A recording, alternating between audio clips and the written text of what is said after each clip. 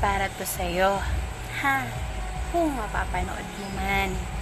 Um, Una, pinabati kita dahil kung sa tingin mo is napakabuti mong tao, napakasanta mo, wala kang kasalanan. Congratulations sa'yo. It's a compliment, di ba? Sa akin, kung sinasabi mo sa akin na masama ako, attitude ako, pangit ang ugali ko, okay, fine. Hindi ko naman pinipilit ang sarili ko sa'yo.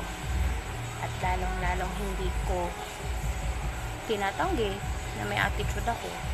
Hindi ko din naman sinabing mabait ako.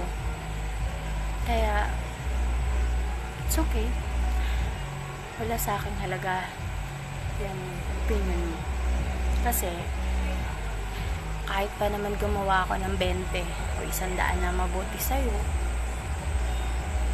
wala din naman yun kapag nagawan kita ng isang mali. Ang bearing nun, masama pa din. Kasi Pinoy tayo. Yun at yun ang tatatak sa atin.